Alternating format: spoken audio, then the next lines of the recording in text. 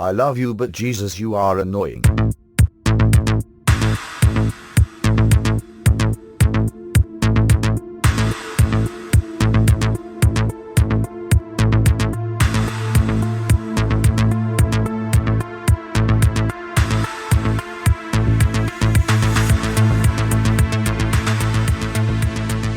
Hello and welcome to episode 129 of Chet and John's Reassuringly Finite Gaming Playlist. My name is Chet Rivers, with me as usual is John Denton. I'm back, bitches. We're going to go through a shorter list this week, two top five lists. The number fives are the games we've been playing for the least amount of time. The number ones are the games we've been playing for the most amount of time. Don't ask me why we're doing the top five list instead of a top 10, I don't know.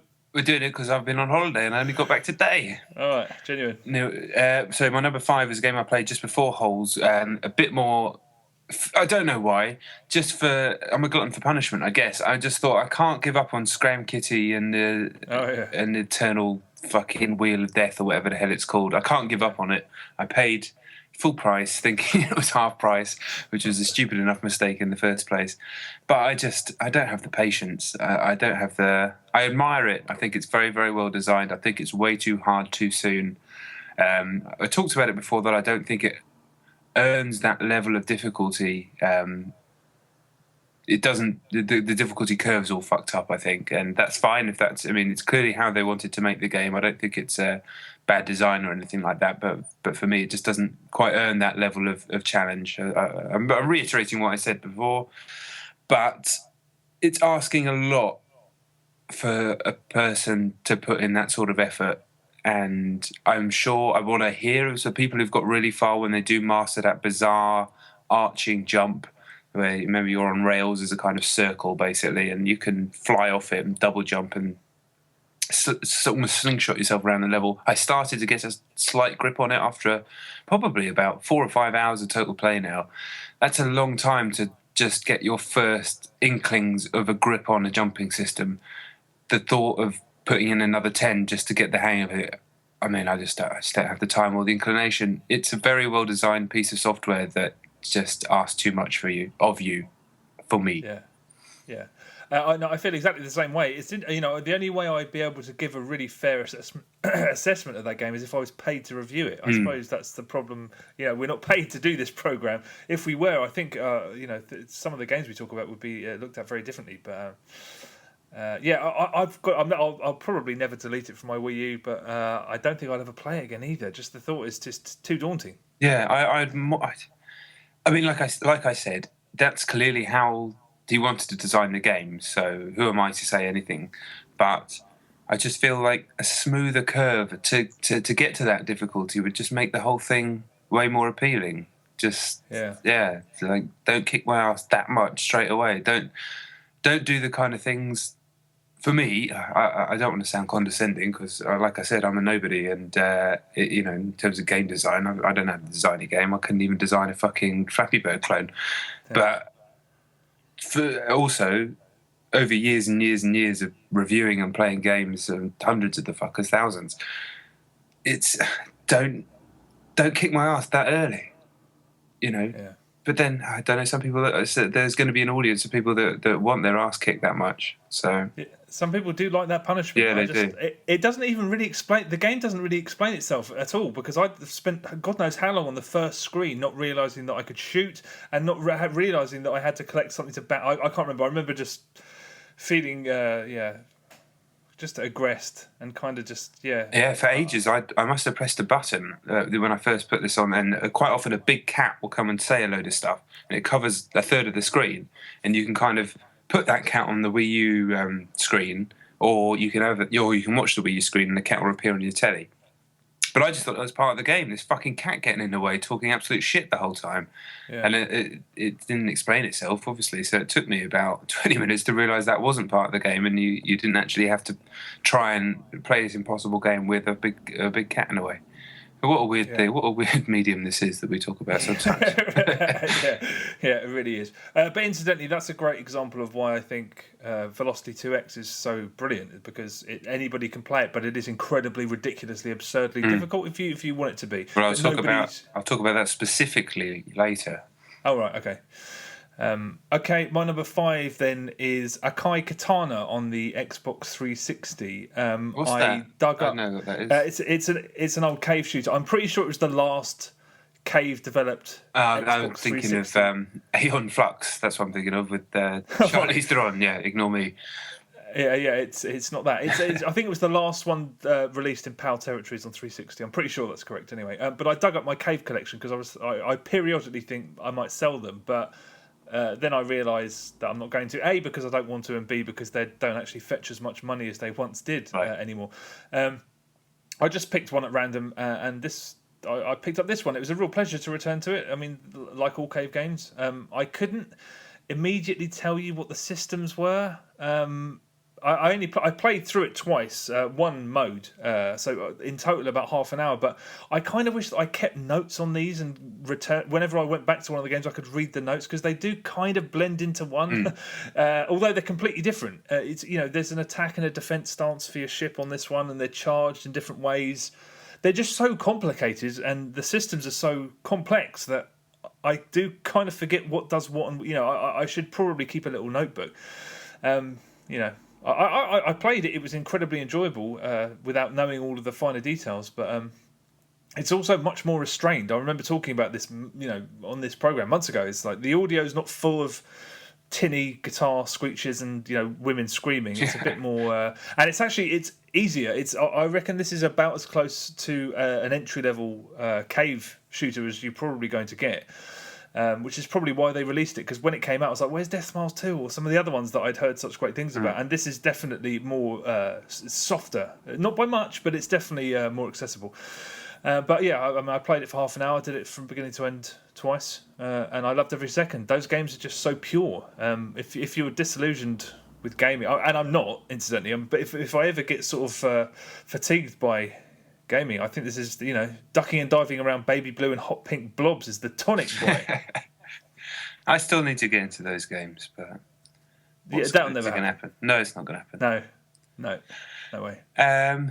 Although my next game is a shooter of sorts, well, it's not a shooter of sorts. It is a shooter. It's Super Stardust Delta on PlayStation Vita. Oh, yeah. Holiday, playing some Vita games. Could have chucked any in the list, but this is probably the one I played the second most of. It's still a really good game. It has that Housemarque boost thing, which is in Resogun as well, where you can boost through the enemies and chain. It's the twin stick shooter, if people don't know what it is. It first came out on PS3, and this is the Vita version with some new tweaks. It's motion control shit, but that's rubbish. And it kind of combines. It's like an update of Asteroids, basically. These huge, big, chunky rocks come down from space. You're circumnavigating a globe, and you have to smash up all the asteroids. Baddies come. It's good fun. It's good. It's a really, really tight twin stick shooter. One of the better ones out there. And a really nice little Vita game. Really looks great on the screen. Ramps up the difficulty quite quickly. You get into a good flow of picking up the power-ups and smashing up the things. I definitely am more of a twin stick person than those, which the cave shooters are clearly, for the most part, better games even to someone who doesn't know what he's talking about like me. But I just tend to prefer the twin stickers to play. And this is a very good one. And also, my little boy was playing it as well. He was enjoying it. He's now in the last week or so. Now just wants to play all the games instead of just watching them. I knew it was only a matter of time. So basically my days as playing video games are over now that he just plays them now.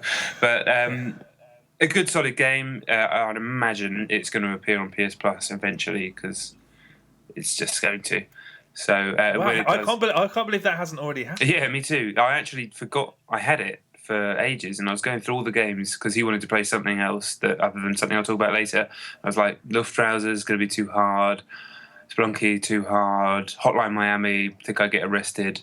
So yeah, then I just found this in the corner of one of the screens of my Vita, and he liked it. A bit too hard for him, but yeah, it'll be on PS Plus soon, and when it is, people will enjoy it because it's a fine little game from a fine studio. Housemarque and I are just not in tune. I get that. I haven't really understood that much like I did. I liked Resogun, but I didn't love it. I couldn't love it. To be fair, I think I only really like Resogun, and I love Resogun, and I like this. I didn't like that zombie game, and they Outlast, I think it was called. The platformer where it had like the Ikaruga light and dark mechanic thing. Oh, that. Yeah. I didn't really dig that. So, and that new Alien one just looks like the zombie one. So I'll give it a go, obviously, but it doesn't. I'm not too excited about that. I don't know if you've seen that that's coming out. No.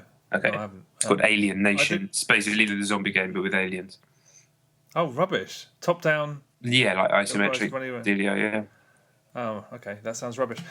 Okay, my number 4 is a game called Nandeyanen. ? The first Sutra on the Xbox 360. Whoa. I think I've pronounced that correctly. It's an indie game. Came out last week, I think, and it's a pretty ambitious, horizontally scrolling bullet hell shooter. Funny enough, I played it straight after I played Akai Katana. It's described by its creators as being a long-nosed shooting game, and what they mean, what they're describing there is just the only reason they call it that is because you play as this sort of fiery red Japanese demon with a schnoz that looks like a hot dog. But the game's really it's really not bad. It's like any good bullet hole shooter. You have this very clearly defined hit marker on the character. It comes in the form of this bright yellow belt buckle, and that's what you have to shield and keep away from fire. Bullets sail past the rest of your character. You're really manoeuvring that around. It was recommended that I play it on an arcade stick, and that's a really good. If you have an arcade stick and you are going to play this game, I'd advise doing that because it's a very twitchy game. You aren't gliding around so much as sort of chopping between frames, right. And obviously a stick's better for doing that on the pad's a bit of a headache. I had an issue primarily. The main issue that I had with it is that you're not penalised for not shooting. It's quite a common thing in shoot 'em ups that to gain manoeuvrability you stop shooting, and it adds a layer to the gameplay. So it stops you from just holding your finger down, which is what I was doing here. It's also rather short. There are only 3 stages, and although it ends with a title card that says that a sequel's coming, I don't think it was very wise of them to price it at £2. I mean, I think it's $3, so it's £2. It would be easy to recommend if it was 69p or $1, but I don't know. It's too short, and it's not quite deep enough to. So I'm not. It's not. This is not something I'm going to play for a whole lot. Many more times. I mean, it's solidly entertaining, but I'm looking forward to the sequel more than anything because there was a nice section towards the end where the enemies could only be killed with deflected fire, but other than that, the enemies were just sponges. So that was a little bit disappointing. It does look very good, I'll say. The artwork's very nice. As you play it, you unlock concept art in the menus, and there's, which is a real bonus, is there is a sort of online high score tables of sorts, which is done via QR codes. Another XBlig shooter did this, where it shows you a QR code, you take a snap of it, and then your high scores on a website, which is it's quite an elegant solution to the fact that XBlig games can't have leaderboards. But yeah, as a package, a lot more work has gone into it than 95% of XBlig games. It's a really nice looking production. I just think they've shot themselves in the foot by overpricing it. So yeah, I like it. I definitely like it. I don't love it. What the hell is it called again? Nandeyanen. Nandeyanen ? The first Sutra. Okay. Like Nando's. It's just some guy in a Camino. Nando's. That's what you can call it. Yeah. Just from here on in, it's just called Nando's. It was some guy in a what? What were you saying? What are those things you wear when you're doing your stuff? Oh, like a gi, like a kimono, yeah. Kimono, that's right. Yeah. I always call it I always fucking fuck that word up. But yeah, kimono. Yeah, he's just some guy with a massive hot dog for a nose, and that's it. But it's good side-scrolling bullet hell shooter that's not bad. Coming out on XBlig, I was like, fair play. He sounds alright. I need to let this guy in with the nose. Check him out. Sounds like good people. All right, my number 3, another game I played pre-holiday, bizarrely, this is WWF No Mercy, one of my favourite games from when I was younger. Well, actually not that young, about 18. I downloaded an N64 emulator to my computer. I've done this before and kind of forgotten about it, and this time it just suddenly sprung to mind. I think Andy Hamilton from Midnight Resistance was talking about playing this game, or one of the other games from this developer, Akai, who I don't know if they're around anymore, but they certainly don't make wrestling games anymore. And so I decided to do it myself because now I've got controllers hooked up to the computer, and it worked. It worked a charm. So yeah, just a classic N64 wrestling game, the likes of which has never been bettered by all the hundreds and thousands of SmackDown games that have come out since, and everything else that's ever tried. Nobody's ever got anywhere near close to these games. The emulator is actually really good. It kind of cleans up the resolution of everything, so everything's nice and sharp. And I've talked about these games before in this podcast. Wrestling fundamentally is a very, very stupid thing. If aliens came to Earth and they saw people at a wrestling show, they'd think, what the fuck are you guys doing? But when it's good, it manages to capture what people love about sport, which is drama. And it does that in a very distilled and specific way that no wrestling game outside of these, in my knowledge, forgive me, there are ones, Japanese ones I haven't really played. The SmackDown games are just fighting games, basically. They don't do this kind of stuff. But these games, they have a level of scripting to them, which might sound annoying, but what it does is actually forces the game to take the kind of dramatic good guys winning, then the bad guys winning, and then, the good guy kicked out. You know, that kind of wrestling drama, which is, if you ever watched a wrestling match, even when you were a kid, you know how it goes. And that means that the matches can be absolute fucking classics. Even against the computer, I had like a 5-star all-time smasher 25-minute match against a guy called Vita, who's now dead, just a fucking giant black guy with a big leather jacket. He was fucking shit in real life. But me as the also dead and horribly murderous Chris Benoit against him, I mean, an absolute classic, just like near falls, near submission attempts, back and forth. And I was thinking, this is an old-ass game. You know, this came out a long time ago, about 2000, I think. No, maybe 2001. And, yeah, it just hasn't been bettered. And I will continue to play this game because it's so fun. It's got all the moves that you want, reversals to every single move. There's it's actually reminiscent of Pro Evolution Soccer because it has that. It just captures the drama. You know the way that game. We always talk about it. That series of games captures the essence of football more than sometimes it actually captures the physical movements of football. The animations aren't quite as tight as FIFA in many cases. And this is like SmackDown is obviously a much better looking game these days, and the animation is smoother and more lifelike. But it doesn't capture the essence of a pretend sport, but still it is what it is, whereas these games do. And what that also means is that it's just a more dramatic video game, which is great, really, for even if you don't like wrestling.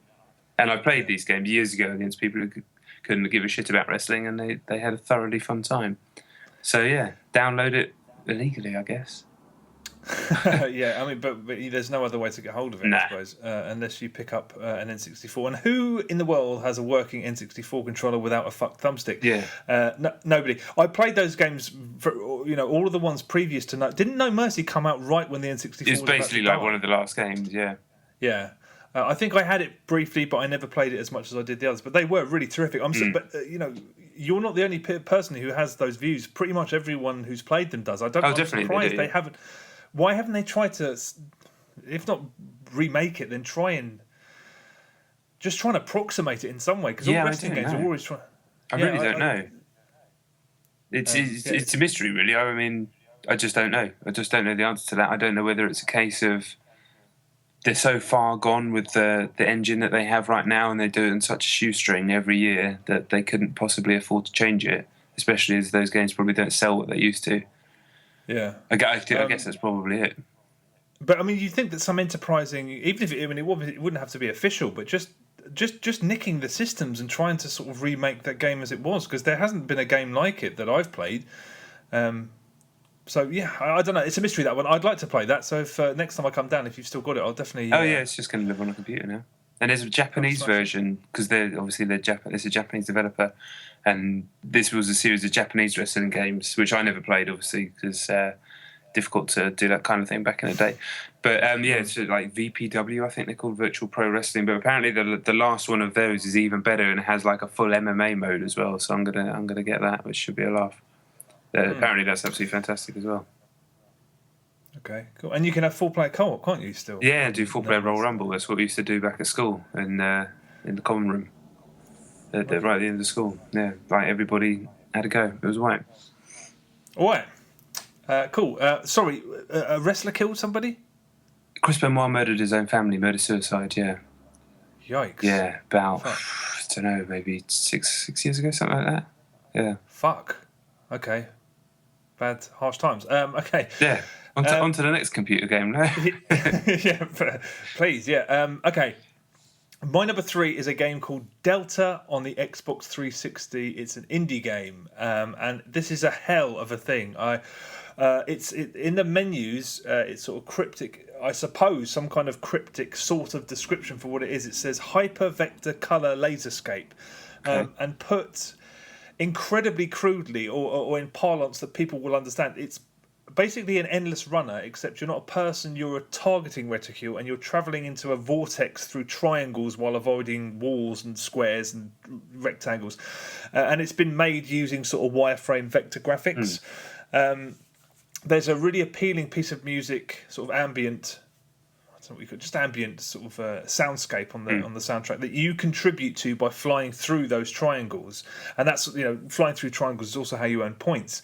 The game moves so ludicrously quickly that the perpetual dilemma is that if you avoid risk, you often don't score any points and you don't progress.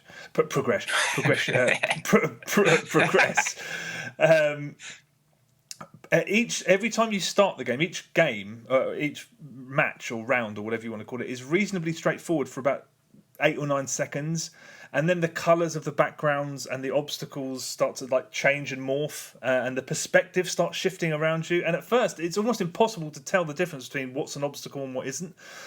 You only start to be able to do that from practice and really intense concentration.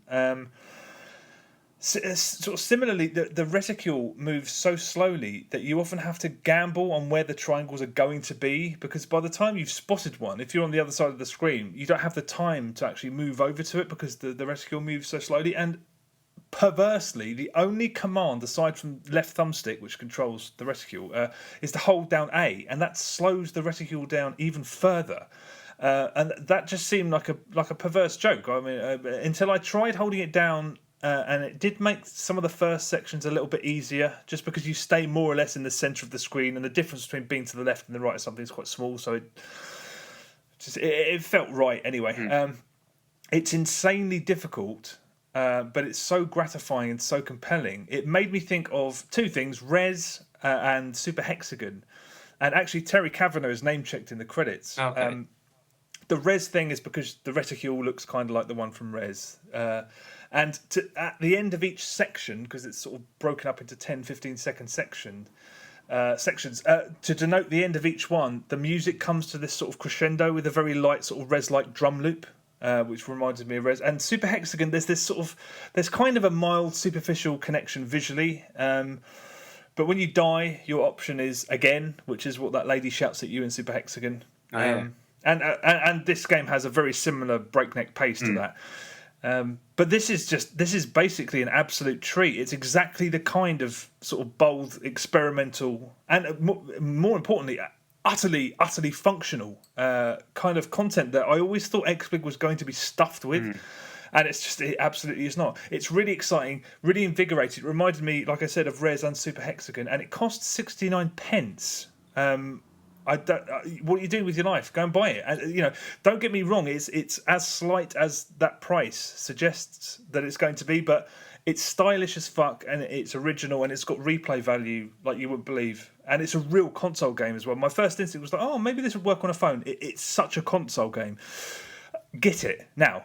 I'm on that like a vagrant on French fries. I'm going to get that immediately.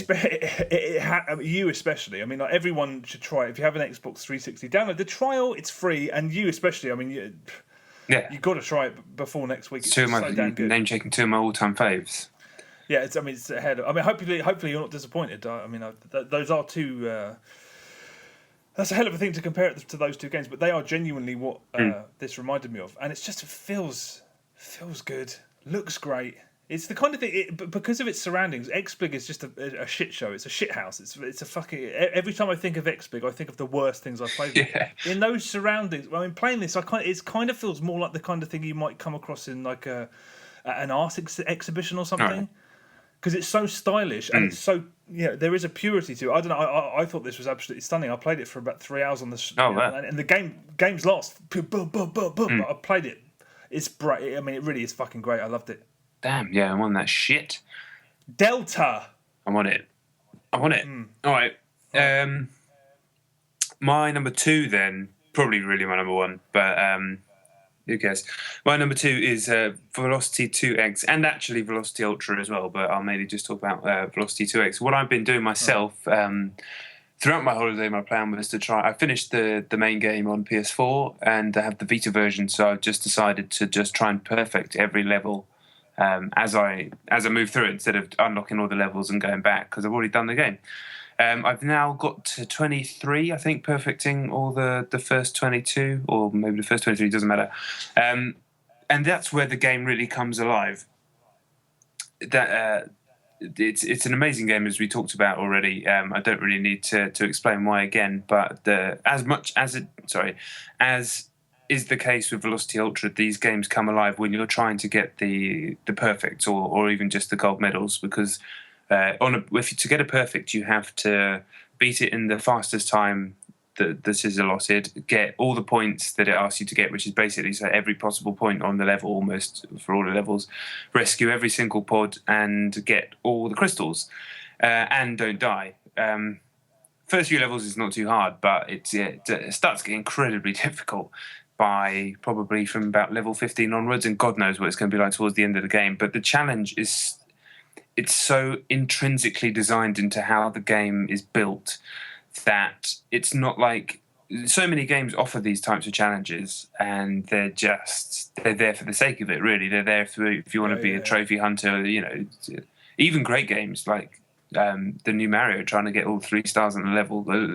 It's not adding huge amounts to the game most of the time. But this is sort of fundamental to how these games are built, and the fact that it manages to scale from this, and it is like playing at, you talked about a breakneck speed, when you're trying to hit those gold levels, especially on the levels within this game, which are speed levels. Some levels are sort of specifically built for speed. Trying to do that without dying once and hitting every single point on the way up, I mean, the level of challenge is insane. And they very elegantly put a restart on the 2 triggers. Just tap the 2 triggers on Vita, and I'm sure it's the same on PS4, and you can get an instant restart, which isn't in the previous game, which is a great choice.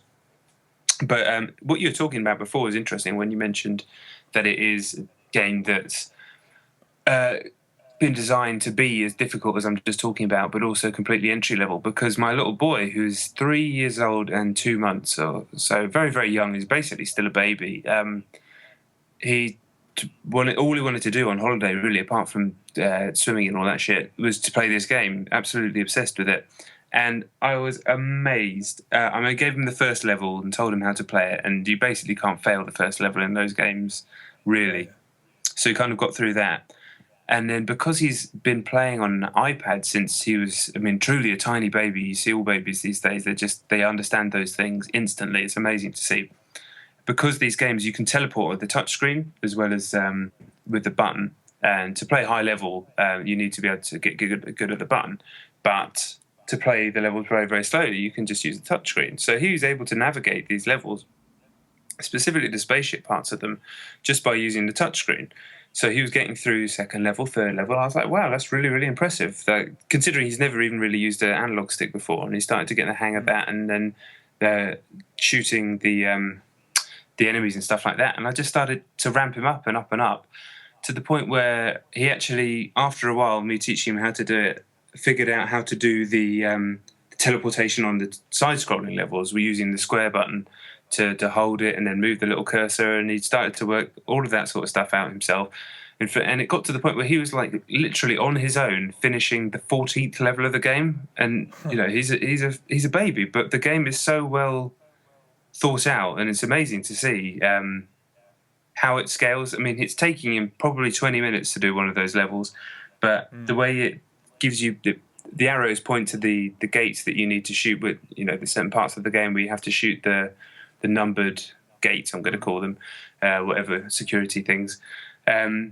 His instinct is to shoot at it because he's got a big arrow pointing at it. So he's literally doing those puzzles where you have to get 1 and then 2, and he can't. He can count to 10 and 20, but he can't count by reading, if you know what that means. Yeah. So he doesn't know that's a 1 and a... Well, I don't think he does anyway. It was truly astonishing to see, and it was entirely the game. Because he was playing Super Stardust, which is a much, much, much simpler game, and having fun, but basically couldn't do it, and still can't really do Mario Kart or anything like that. But yeah, I could sit him down with it. The only thing that he can't do is, obviously, he's not going to be able to do the really complicated stuff when you start having the long-form teleports and things like that. Although saying that, he might. But he just doesn't like it when Kai falls in the lava, on the inside bits where you have to jump over the things. He hasn't quite got the hang of moving and jumping at the same time, and it scares him. So he doesn't like to do that, but he'll get that in a couple of days, I'm sure. And it's just amazing. How amazing a game that I'm sitting there. We're sitting next to each other on the bed, and I'm playing, trying to grind these perfect. Grind's the wrong word because it's so fun. Trying to get these perfect, and I'm using how long have I been playing video games? 27 years, I guess, something like that. 28 years of dexterity and muscle memory to try and hit these perfects. And then I hand the thing over to him, and he's doing the same levels in 18 minutes. And an amazing achievement that they managed to design it that way. And he played a bit of Ultra, but that doesn't have that in the same way because it has a specific amount of lives and the time restraints are much, much tighter. Stuff that I didn't even really notice when I was playing Ultra because I'm playing it it's not really a problem. I don't think I ever really ran out of lives in that whole game or ran out of time, really. But it's way too hard for him. But yeah, when you think the game... And already a game that I'd probably give 10 out of 10 to, couldn't get any better, and then you see that, that just kind of blew my mind. Especially when the designer Kirsten Ogden said on Twitter that was something that she'd specifically meant for the game, that it could be accessible and playable by anybody after they brought up your quote from the podcast, which is great to hear. And then seeing that in action like that, it's quite something. Amazing, really. Yeah, wow, that's really, really impressive. Maybe he'll become the youngest person ever to complete 2X. Maybe, yeah. He's certainly got in with a chance. He absolutely loves it. Yeah, he calls the I can't remember his name. The guy that you're with, the alien guy that you're with. He's got a funny name. I can never remember names like that. But Alien calls him Friendy, which I think is a pretty good name. Friendy. And what's he called? Glaive is Clover. I don't know why. And Kai is very brave and his best friend. So, but then again, I think he called you his best friend. So, he did. Yeah, that's how I've been replaced. That's hard. Well, I've been replaced, and I'm his dad. So. Have you had any of it? I haven't played it. I played it very, very briefly on Vita, but some people are saying it doesn't feel like as much of a perfect fit as the first one did. I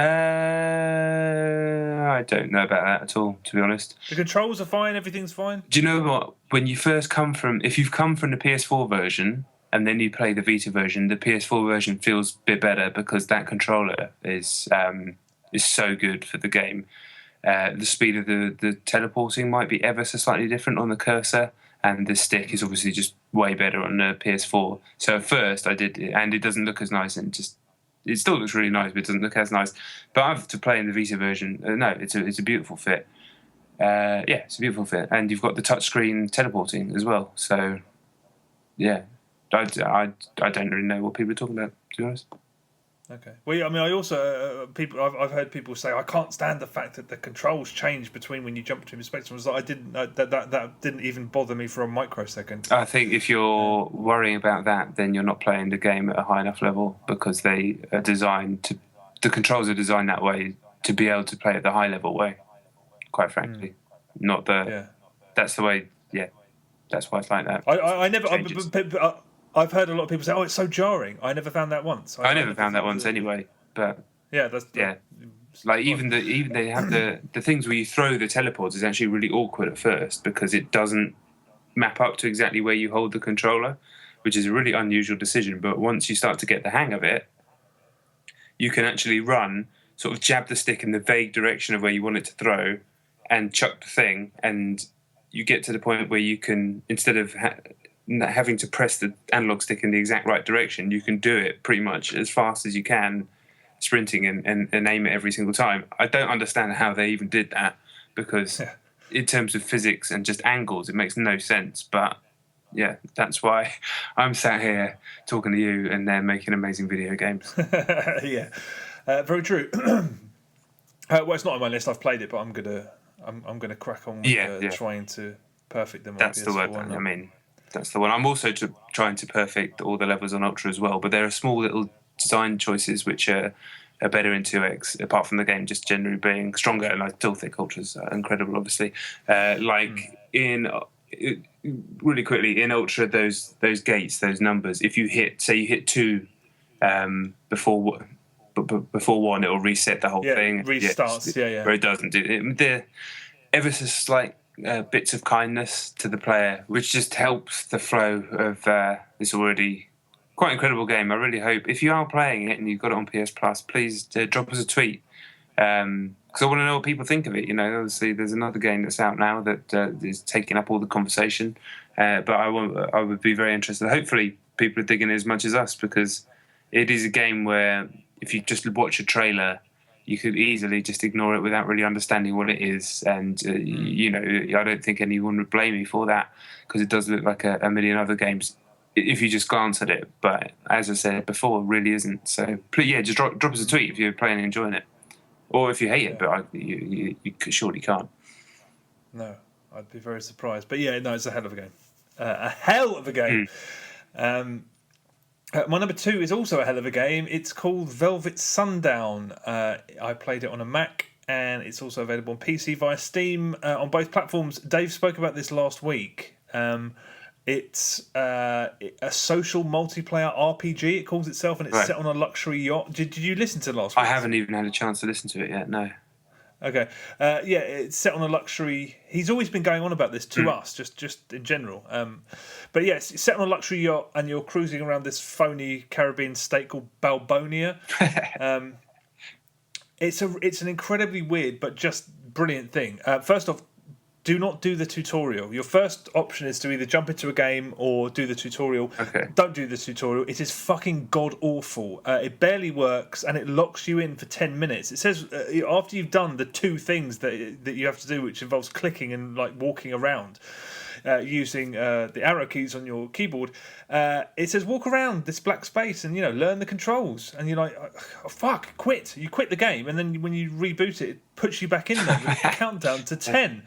So I just sit there waiting for 10 minutes, and I tried everything to try. I tried everything. It says when you're done, find the green exit, and there's no green exit. I'm in a black space. It was really glitchy as well. My head kept coming off, and it was just a terrible introduction to the game. But the bottom line is that it's so simple that anybody can pick it up in about 5 seconds. There's no need for a tutorial, so it's doubly annoying. The game comes in the form of several different scenarios. The one that's free currently, which I'm pretty sure is the one Dave spoke about last week, is called Murder. And it's really just amazing. Basically, you jump into a lobby and then you're thrown into a game where you're these 5 people, these 5 avatars walking around this cruise ship. You're given a brief bit of backstory and possibly some evidence or an alibi, and you just chat to find out who killed the captain of the ship. There's a chalk outline next to you. So you have to chat with each other. You have about 20 minutes, half an hour just of talking. And then at the end, you all take it in turns to go down to the ship's logbook and accuse somebody. And if, it's to see who got it, and once you find out who did it, you're thrown back into a little mini chat room. And you can all talk to each other. Go, oh, fucking hell, I thought it was him. I thought it was her. The game works, even if people are not being honest. The second game I played, one person just kept saying, I did it. I did the murder. I ate his heart. That's what he kept saying. I was like, and it was unclear if they were just trying to upset the game and be shitty, or if it's a character trait they got given. And similarly, one player was adamant and really eloquent about accusing this woman that, like, she's going to jail forever. I know she did this. Her fucking evil ways. And I was like, I couldn't tell if they were trying to make the game more interesting or, again, something they were instructed to do. You can never tell. It is utterly hilarious when everyone's playing along. The first game I had was a washout because it was just kids and one guy was just shouting racist stuff, and it was just like, oh god, terrible.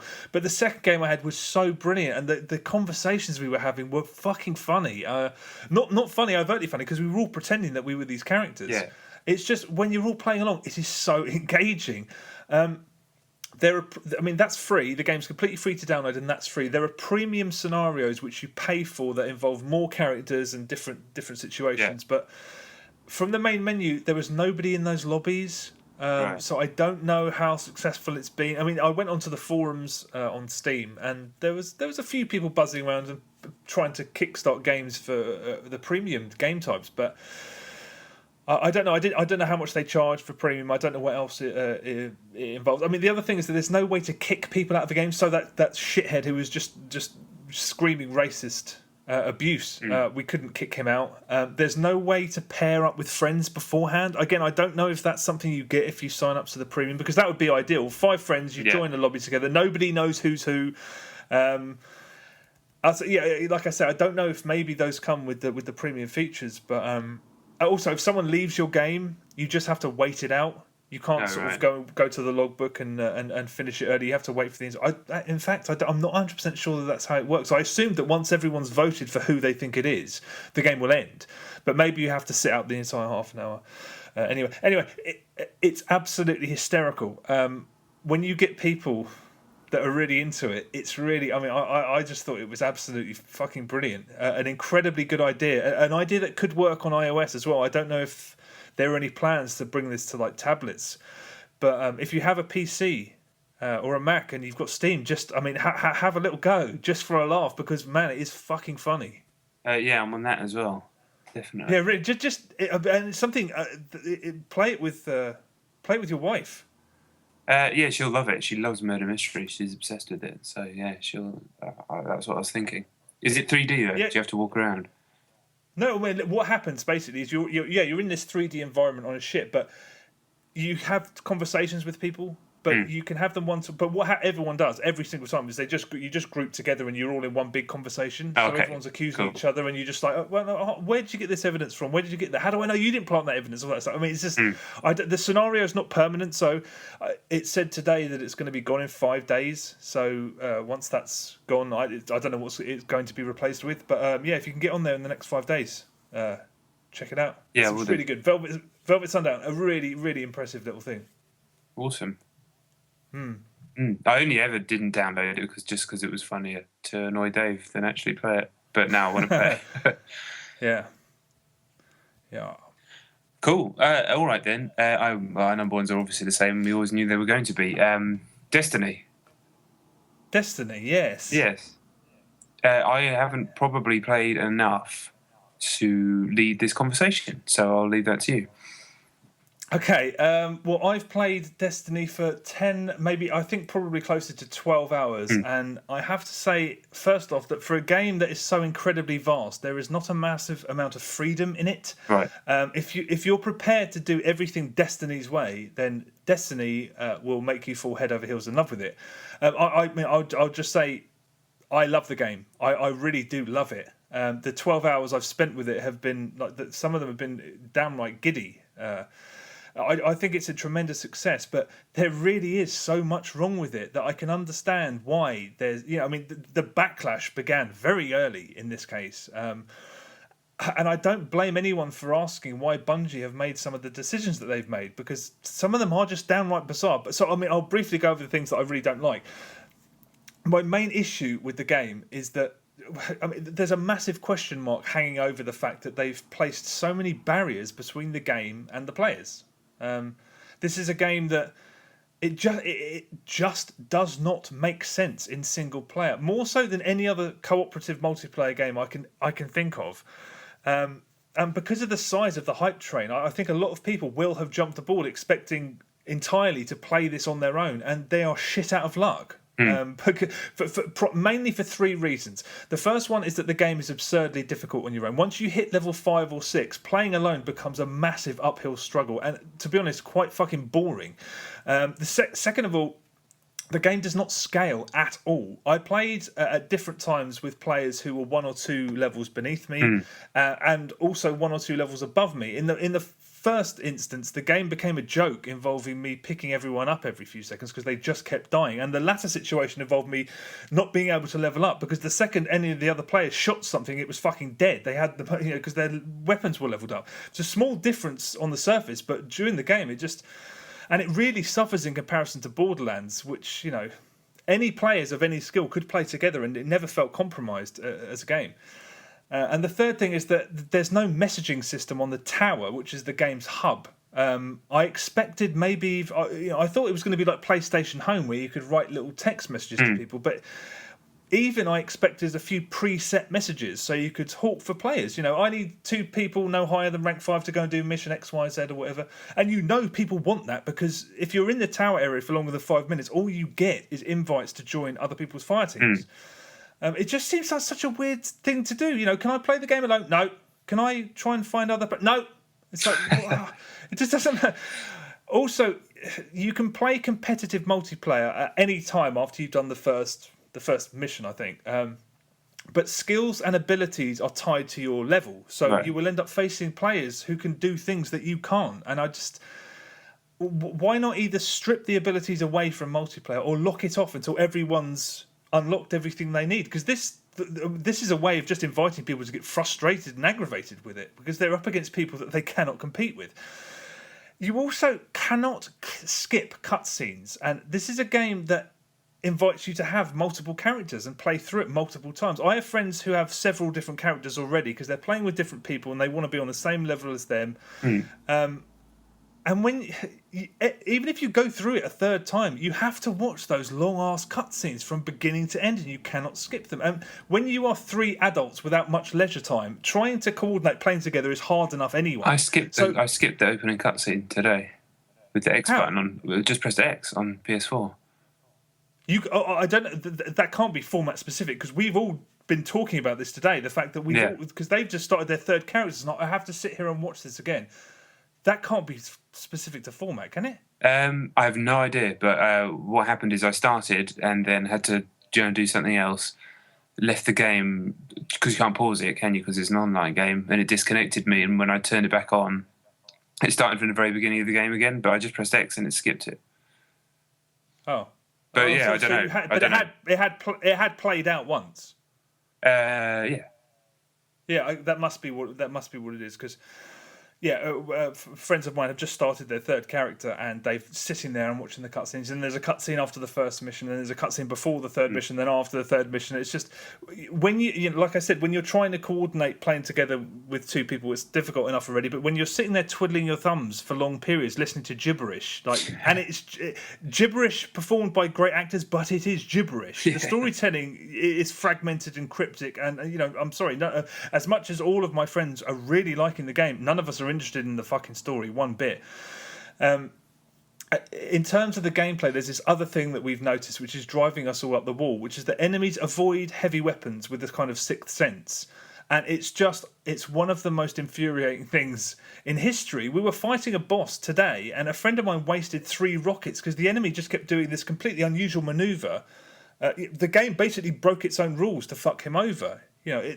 It's awful. I mean, if you want heavy weapons to be less immediately beneficial, then make the trajectory of them harder to gauge or make the ammo more sparse. Don't just change the rules of the game just to fuck you. I mean, an enemy suddenly move when you pull the trigger on a sniper rifle. It's just like, fuck off. There's nothing that just seems backwards. That seems like you're harking back to a bygone era when games were just not shy about screwing you over. As great as the presentation is, it also gets confused as well. If you die as a boss dies, which has happened a couple of times, the game just hangs confused, not knowing what to do. Your friends can't revive you and the level doesn't end. No. It's there for the best part of 2 minutes and then it finally sort of it moves on after that. But that's a little bit weird. Enemy spawn points also don't move. So, for example, we were taking on a boss and I found an amazing spot to snipe from. And then, blam, blam, 2 enemies just kept appearing beside me, literally beside me, shooting me in the head. I was like, that's rubbish.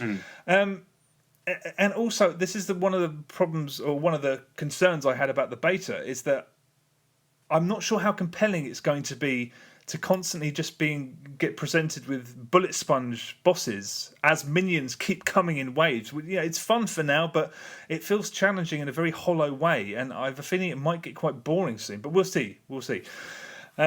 There's also just little things. There's silly things like we tried to play multiplayer. We'd all played for a certain length of time, and we jumped into multiplayer, and we were in the menu ready to jump in. And it said one of you cannot play this mode, and one of our team was flashing.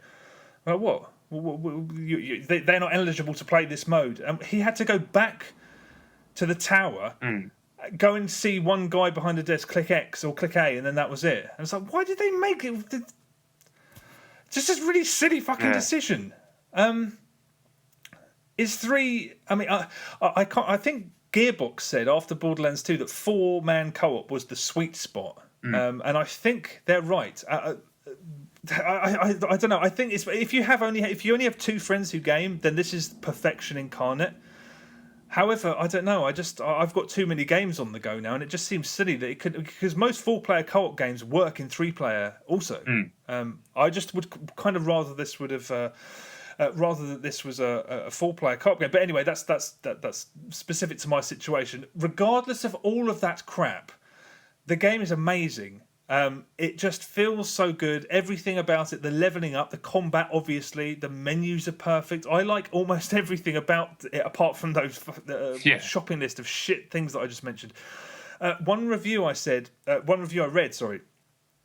said that it was one of the first reviews to come out. It said that it feels like a single-player game because the multiplayer aspect doesn't demand strategy and teamwork. And I do not know what game that person played, or how, perhaps more importantly, how far they got into it. Because once you hit level 7 or 8 or so, and you start doing strike missions, we never stop talking. One of us would have to take care of snipers, and if you've got 2 hardcore enemies coming towards you, if you don't all focus on one at a time, that's a recipe for quick death. You have to communicate non-stop. We never stop talking to each other. How much have you done? How far through are you? So I've not even finished the levels that are from the beta. I'm basically replaying the same thing over and over again, but I'm doing it on hard. It's now got to the point where it's too hard, so I'm going to have to scale it back down to normal. And I was absolutely loving what I was playing, but the point that I got to was just an almost endless wave of high level, very clever, very hard enemies, and I thought that I'd finished it, and then a bunch of those big orbs just turned up for a laugh, and I was like, I'm done, I'm going to get killed. And this was after about 10 minutes of properly intense action the 3rd or 4th time through.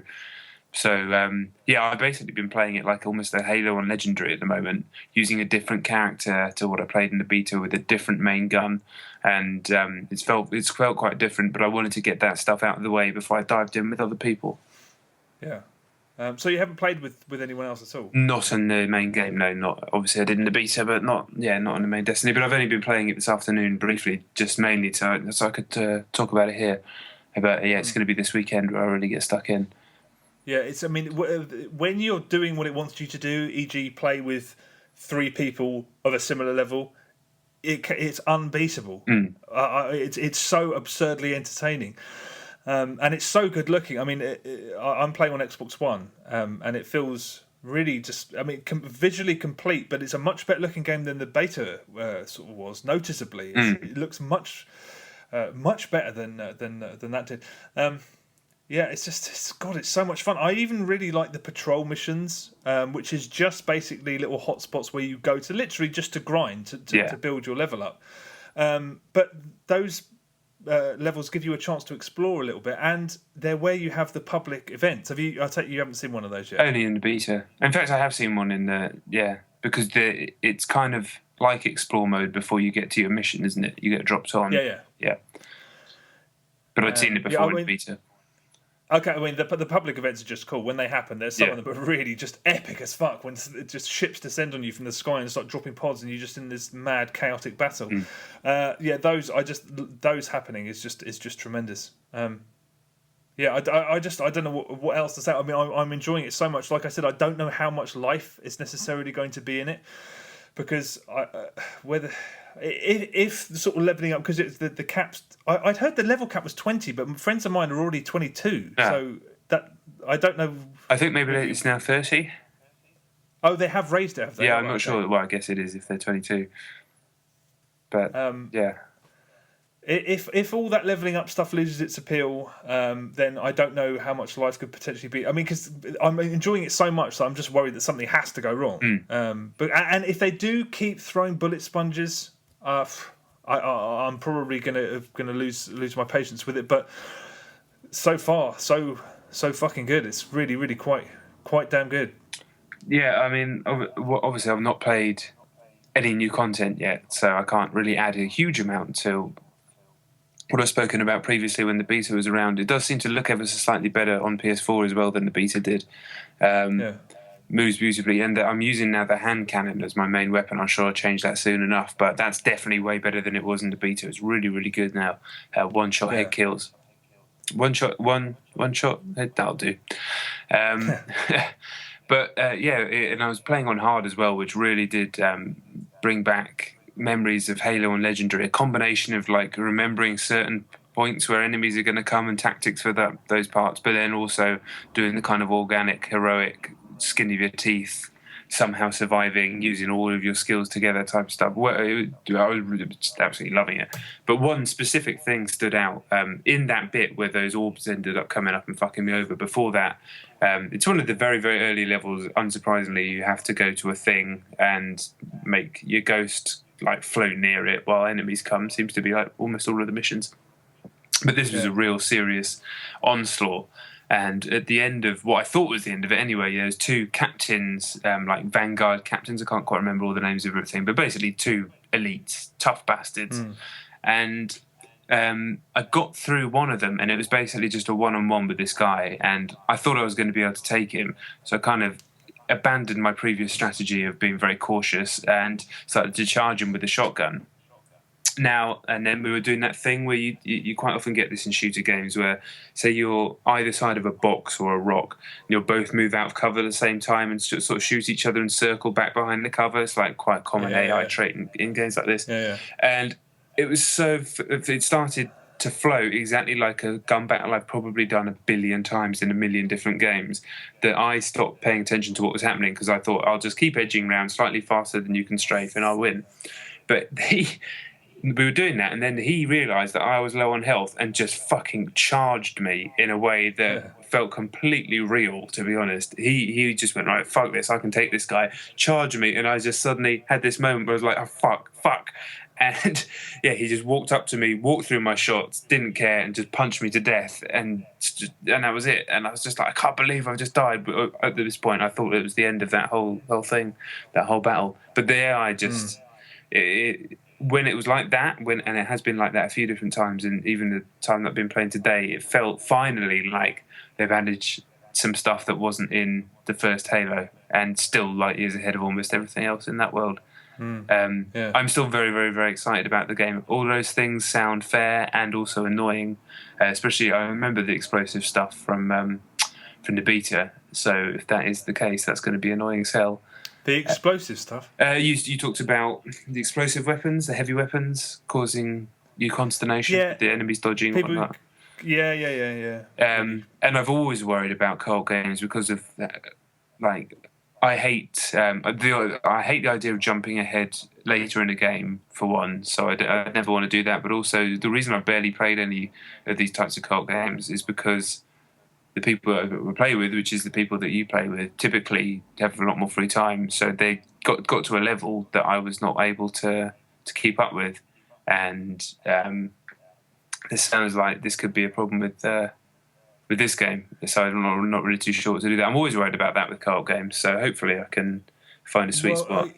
See, that's the thing. You have to be willing to play through the game multiple times. My friends all have multiple characters, and when we meet up, I've now got 2. And now when I play with different friends, I use a different character. It means you're doing the same stuff over and over again, but the gameplay is so fun that doesn't bother me. The only thing that bothers me is the fact that, for example, to start a new character, I had to sit and watch the intro, I had to do the beginning mission, tutorial, whatever you want to call it, I had to watch another cutscene, I had to watch another... That's completely unnecessary. I don't know why. That's completely... it's madness. It is madness. I mean, I remember when Cliff Bleszinski said that one of the most obnoxious things I've ever heard a developer say when he was talking about the request to be able to skip the dialogue in Gears of War 2, and he was like, yeah, you know what, we put that in there. If it's so much hassle for you to listen to the story we're trying to tell, and it's like, yes, it is so much hassle. I don't want to listen to these fucking meatheads. I want to be able to skip it and play the game. The fact that you cannot skip these cutscenes, I hope it's not Bungie taking themselves way too serious. I mean, but for a third time, watching that Bill Nighy talk about something or other, it's crazy. There are decisions that were made in the development of this game that do not make any fucking sense. And especially with regards to keeping people out, because like I said, if you have friends who play a little bit with someone else and they come back to you and they're 1 or 2 ranks ahead of you, that's going to make a difference to the game, fundamentally. It's going to make it really quite annoying. So we have to have several characters, so the fact that they make that a pain in the neck, I don't know. The fact that I love the game so much, despite all that's wrong with it, is a testament to just how good the game, the core of it is. The fucking running around and shooting and leveling up and toying with all your, it's really good, really good. I don't know how long it is, obviously, but we'll speak about it again next week. I am sure. Yes, I'm going to play a decent size amount. I hear that the game changes once you get past level 20. I don't even know what that means, but I just heard that.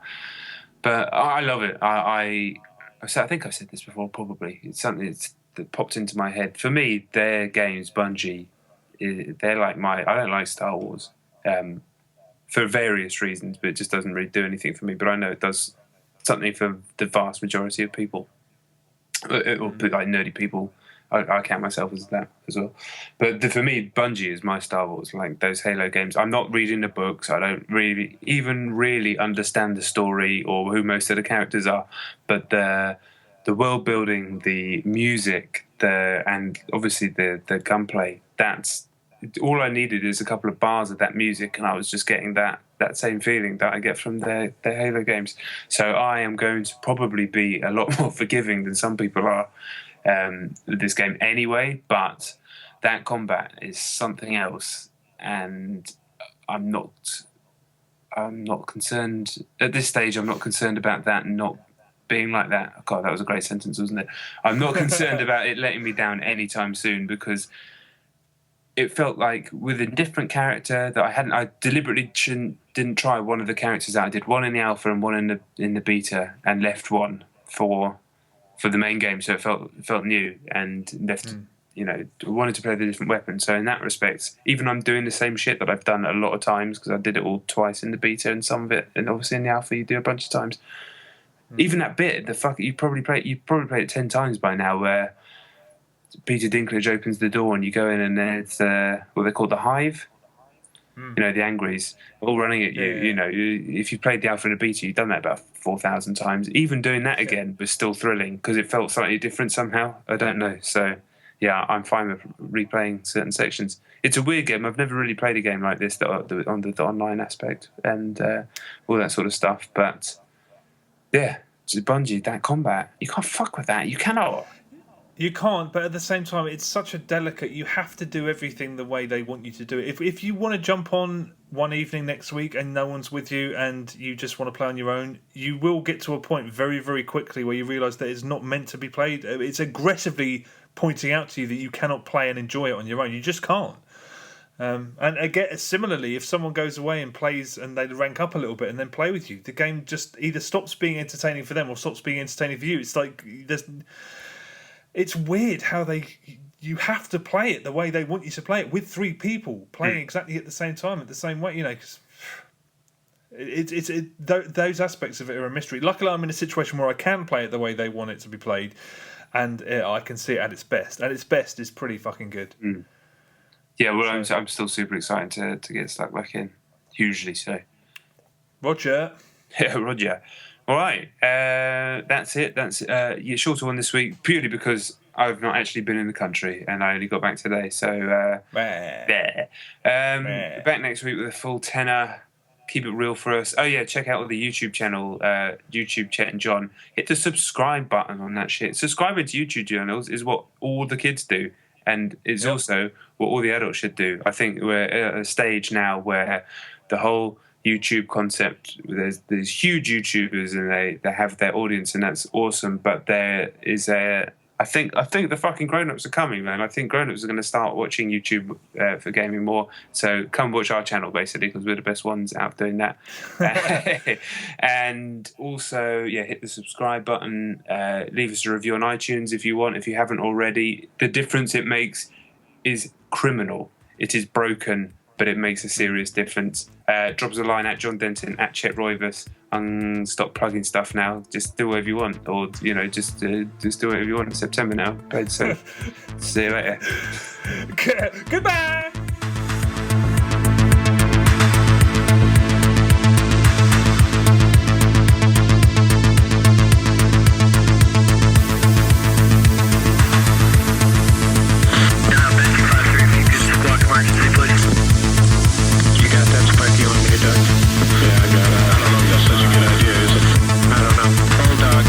Is that a good idea right where we're at?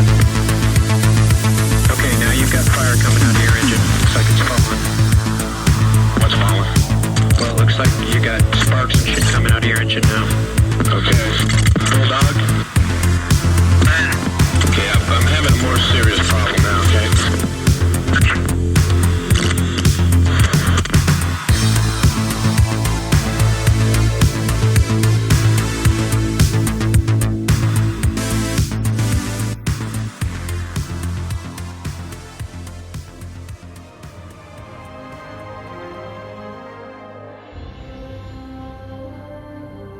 We called it the Traveler, and its arrival changed us forever.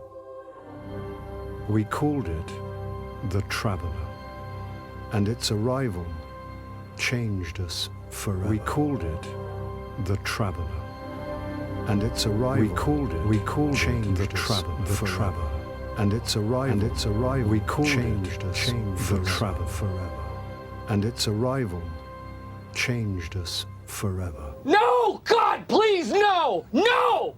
We No! called it the Traveler.